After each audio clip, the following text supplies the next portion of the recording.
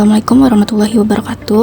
Halo teman-teman, pada bab ini kita akan pelajari bagaimana perusahaan melindungi asetnya, khususnya kas, melalui sistem pengendalian internal yang efektif agar terhindar dari kesalahan dan kecurangan serta memastikan informasi keuangan yang andal. Pengertian pengendalian internal adalah sistem kebijakan dan prosedur yang dirancang untuk melindungi aset, memastikan keandalan laporan keuangan, dan menjamin kepatuhan terhadap peraturan. Tujuan pengendalian internal meliputi menjaga aset perusahaan, menjamin ketelitian data akuntansi, meningkatkan efisiensi operasi, dan memastikan kepatuhan pada kebijakan manajemen. Pengendalian internal dengan kerangka kerja terintegrasi adalah standar yang digunakan perusahaan untuk merancang, menganalisis, dan mengevaluasi sistem pengendalian internal. Tujuan pengendalian internal adalah mengamankan aset perusahaan, menghasilkan informasi atau laporan keuangan yang akurat, serta memastikan kepatuhan terhadap hukum dan regulasi. Pengendalian internal menurut kerangka kerja terintegrasi terdiri dari 5 unsur, yaitu lingkungan pengendalian, penilaian risiko, prosedur pengendalian, pengawasan, serta informasi dan komunikasi. Pengendalian internal menurut kerangka kerja terintegrasi terdiri dari 5 unsur, yaitu lingkungan pengendalian, penilaian risiko, prosedur pengendalian, pengawasan, serta informasi dan komunikasi. Lingkungan pengendalian dipengaruhi oleh 3 faktor utama, yaitu integritas dan nilai etika manajemen, struktur organisasi perusahaan, serta kebijakan sumber daya manusia yang menjadi dasar terciptanya disiplin dan pengendalian dalam perusahaan. Penilaian risiko adalah proses manajemen dalam mengidentifikasi dan menilai risiko yang dihadapi perusahaan, seperti perubahan, permintaan pelanggan, persaingan, peraturan, dan kondisi ekonomi, kemudian menentukan tindakan yang diperlukan untuk mengendalikannya. Proses pengendalian dibuat untuk memberikan keyakinan yang memadai bahwa tujuan perusahaan dapat dicapai serta mencegah terjadinya kecurangan yang meliputi penggunaan personal kompeten, pemisahan tanggung jawab, pemisahan operasi penyimpanan aset, akuntansi, serta bukti dan langkah pengamanan. Prosedur pengendalian internal adalah kebijakan dan langkah-langkah yang dibuat untuk memberikan keyakinan memadai bahwa tujuan perusahaan tercapai dan kecurangan dapat dicegah yang meliputi sebagai berikut. Pengawasan dilakukan untuk menilai dan menemukan kelemahan dalam sistem pengendalian internal serta memperbaiki efektivitasnya, termasuk dengan memantau perilaku karyawan dan sinyal peringatan dari sistem akuntansi. Sinyal peringatan atas masalah pengendalian internal adalah indikasi adanya kelemahan pengendalian yang dapat diketahui melalui perilaku karyawan dan tanda-tanda yang muncul dari sistem akuntansi, sehingga perlu segera diawasi dan diperbaiki. Informasi dan komunikasi menyediakan data yang dibutuhkan manajemen mengenai lingkungan pengendalian, penilaian risiko, prosedur pengendalian, dan pengawasan untuk mengarahkan operasi serta memastikan kepatuhan terhadap laporan hukum dan peraturan. Pengendalian internal hanya memberikan keyakinan memadai, bukan jaminan, karena dipengaruhi oleh faktor manusia serta pertimbangan biaya dan manfaat dalam penerapannya. Pengendalian kas terhadap penerimaan dan pembayaran. Kas meliputi uang logam, uang kertas, cek, giro, wesel, dan simpanan yang tersedia untuk ditarik kapan saja, sehingga perusahaan dapat memiliki lebih dari satu rekening bank untuk mempermudah pengendalian penerimaan dan pengeluaran kas. Perusahaan dapat memiliki lebih dari satu rekening bank, misalnya rekening untuk pembayaran umum dan rekening khusus gaji, dan untuk setiap rekening bank dibuat akun buku besar tersendiri, karena kas merupakan aset yang paling mudah dicuri sehingga harus dikendalikan secara hati-hati. Pengendalian penerimaan kas dilakukan sejak kas diterima hingga disimpan di bank untuk mencegah pencurian dan penyalahgunaan dengan sumber kas utama dan penjualan tunai dan pembayaran piutang, serta dikendalikan melalui penggunaan mesin kasir. Kas dari penjualan tunai diterima melalui mesin kasir, dicatat oleh bagian akuntansi, disimpan oleh bagian kasir, kemudian disetorkan ke bank, sehingga terjadi pemisahan tugas antara penjualan, pencatatan, dan penyimpanan kas. Kas kurang atau kas lebih terjadi karena kesalahan kasir dalam memberi kembalian atau mencatat penjualan tunai, sehingga jumlah kas fisik berbeda dengan jumlah penjualan, dan selisih tersebut dicatat dalam akun kas kurang atau kas lebih. Contoh, kas kurang atau kas lebih. Pada tanggal 3 Mei, total penjualan tunai menurut mesin kasir 35.660.000, sedangkan kas yang benar-benar diterima 35.668.000, sehingga terjadi kekurangan kas sebesar 22.000, dan selisih tersebut dicatat dalam akun kas kurang atau kas lebih bersama pencatatan penjualan tunai. Jika terjadi uang lebih, akun kas kurang atau kas lebih dikredit, sedangkan jika uang kurang, akun tersebut didebit, dan pada akhir periode saldonya dilaporkan sebagai beban lain-lain atau saldo debit, atau penghasilan lain-lain atau saldo kredit. Kas diterima melalui cek atau giro. Ketika pelanggan membayar tagihan, biasanya disertai slip pembayaran yang memuat jumlah tagihan dan digunakan sebagai dasar pencatatan penerimaan kas oleh perusahaan. Kas dapat diterima melalui transfer dana elektronik atau EFT berdasarkan otorisasi pelanggan, dicatat sebagai penerimaan kas ke rekening bank pada tanggal jatuh tempo, dan diposting sebagai pengurang saldo piutang pelanggan. Pengendalian pembayaran kas bertujuan memberikan keyakinan memadai bahwa pembayaran hanya dilakukan untuk transaksi yang telah diotorisasi serta kas digunakan secara efektif dan efisien, termasuk memastikan diskon pembelian yang tersedia dapat dimanfaatkan. Sistem voucher adalah serangkaian prosedur untuk mengizinkan dan mencatat liabilitas serta pembayaran kas, di mana voucher berfungsi sebagai bukti persetujuan pembayaran dan harus didukung oleh faktur pemasok, pesanan pembelian serta laporan penerimaan barang. Kas dapat dibayar melalui transfer dana elektronik, misalnya penarikan kas melalui ATM atau pembayaran gaji karyawan, sehingga pembayaran dilakukan langsung dari rekening bank perusahaan tanpa menggunakan uang tunai. Perusahaan menggunakan rekening bank sebagai alat pengendalian internal karena mengurangi jumlah kas di tangan, menyediakan pencatatan transaksi kas secara mandiri, memudahkan rekonsiliasi saldo kas, serta mendukung proses transfer dana elektronik. Laporan bank adalah rangkuman transaksi rekening bank yang dikirimkan oleh bank kepada perusahaan yang menunjukkan saldo awal, penambahan, pengurangan, dan saldo akhir kas, dan digunakan sebagai alat pengendalian kas. Laporan bank menampilkan rincian transaksi ke rekening perusahaan selama periode tertentu, meliputi saldo awal, setoran, penarikan, debit, dan kredit lain, serta saldo akhir, yang digunakan perusahaan untuk mencocokkan catatan kas dengan pencatatan bank, sebagai bagian dari pengendalian internal. Kas di bank dicatat sebagai aset oleh perusahaan tetapi sebagai liabilitas oleh bank, sehingga setiap transaksi yang menambah atau mengurangi kas perusahaan akan berdampak kebalikan pada saldo rekening nasabah di bank.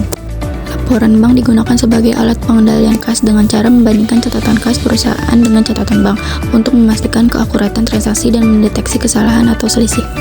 Catatan PT Sigma Utama berisi pencatatan kas versi perusahaan yang digunakan untuk mencocokkan saldo kas perusahaan dengan laporan bank, dengan menyesuaikan transaksi yang sudah dicatat bank tetapi belum dicatat perusahaan atau sebaliknya, sehingga diperoleh saldo kas yang benar. Selisih saldo kas terjadi karena perbedaan waktu pencatatan, yaitu transaksi sudah dicatat oleh salah satu pihak, perusahaan atau bank, tetapi belum oleh pihak lainnya. Selisih juga bisa muncul akibat kesalahan pencatatan transaksi, baik yang dilakukan oleh perusahaan maupun oleh bank. Intinya, perbedaan saldo bukan langsung berarti kas hilang, melainkan karena timing atau error pencatatan yang perlu dikoreksi lewat rekonsiliasi bank. Rekonsiliasi bank adalah proses menganalisis informasi dan jumlah transaksi yang menyebabkan perbedaan saldo kas menurut bank dengan saldo kas menurut buku besar perusahaan. Tujuan rekonsiliasi bank adalah untuk menyesuaikan perbedaan tersebut sehingga diperoleh saldo kas yang benar dan sama. Saldo kas yang sudah disesuaikan dari hasil rekonsiliasi inilah yang kemudian dilaporkan dalam laporan posisi keuangan atau neraca perusahaan. Rekonsiliasi bank dibagi menjadi dua bagian, yaitu bagian bank dan bagian perusahaan.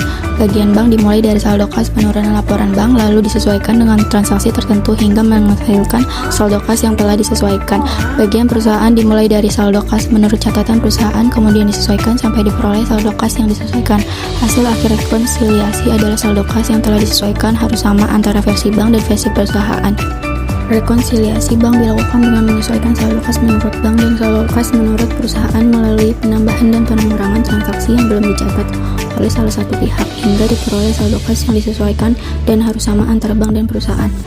Pada sisi bank, rekonsiliasi dimulai dengan saldo kas menurut rekening bank, kemudian ditambah setoran yang belum dicatat bank dan dikurangi cek beredar yang belum dibayar bank hingga diperoleh saldo kas yang disesuaikan menurut bank. Pada sisi perusahaan, rekonsiliasi dimulai dari saldo kas menurut buku besar, kemudian ditambah memo kredit bank yang belum dicatat, seperti wesel, tagihan, dan bunga, dan dikurangi memo debit bank yang belum dicatat seperti cek kosong dan biaya administrasi hingga diperoleh saldo kas yang disesuaikan, yang harus sama dengan saldo disesuaikan menurut bank.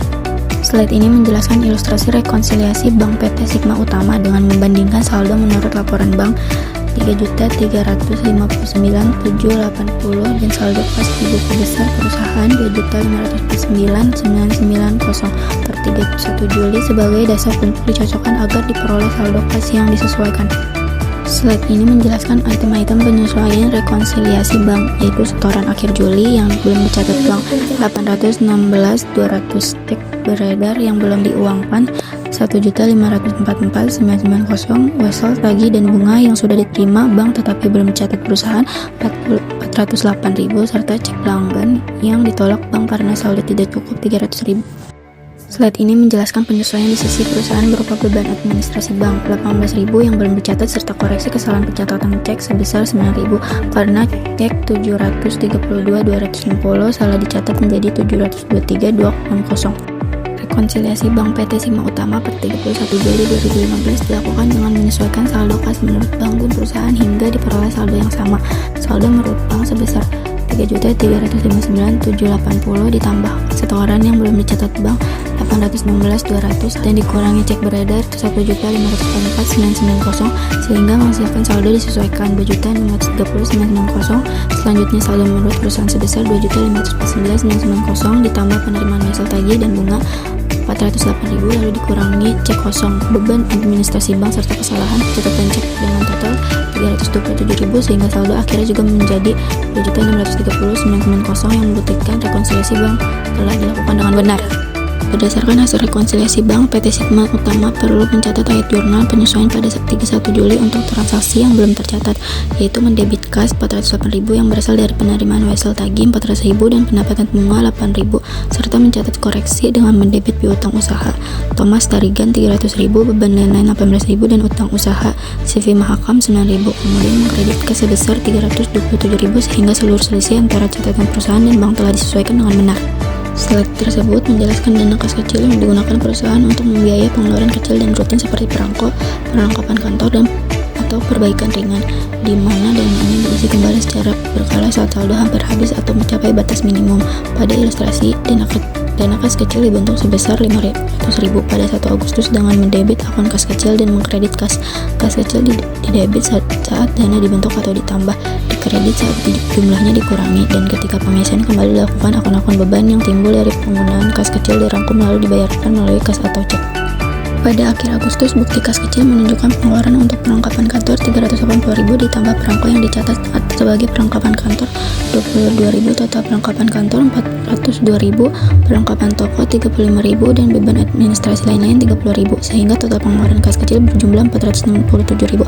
Untuk mengisi kembali dana kas kecil pada 31 Agustus dibuat ayat jurnal dengan mendebit akun perlengkapan kantor 402.000, perlengkapan toko 35.000 dan beban administrasi lain-lain 30.000 serta mengkredit kas sebesar 467.000. Kas dilaporkan sebagai aset paling likuid dan biasanya disajikan pertama dalam kelompok aset lancar pada laporan posisi keuangan, sedangkan kelebihan kas yang tidak segera digunakan untuk operasi dapat diinvestasikan dalam instrumen sangat likuid yang disebut setara kas. Contohnya pada laporan posisi keuangan kedai kopi per 31 Desember 2016, kas dan setara kas disajikan sebagai bagian dari aset lancar dengan jumlah 235 juta rupiah. Rasio kas terhadap beban kas bulanan digunakan untuk menilai berapa lama perusahaan, terutama yang baru berdiri atau sedang mengalami kesulitan keuangan, dapat mempertahankan operasinya tanpa pembiayaan tambahan maupun arus kas operasi yang positif. Rasio ini dihitung dengan membagi kas dan setara kas pada akhir periode dengan beban kas bulanan, di mana kas diperoleh dari laporan posisi keuangan, sedangkan beban kas bulanan atau cash burn diestimasi dari arus kas negatif aktivitas operasi yang dibagi 12 bulan, sehingga menunjukkan kemampuan kelangsungan hidup perusahaan dalam satuan bulanan. Ilustrasi rasio kas terhadap pengeluaran kas per bulan menggunakan data Ocean Power Technologies menunjukkan cara menilai kemampuan perusahaan bertahan berdasarkan kas yang tersedia dibandingkan beban kas bulanannya. Beban kas bulanan dihitung dari arus kas operasi negatif tahunan yang dibagi 12. Kemudian rasio kas diperoleh dengan membagi kas dan setara kas akhir tahun dengan beban kas bulanan tersebut.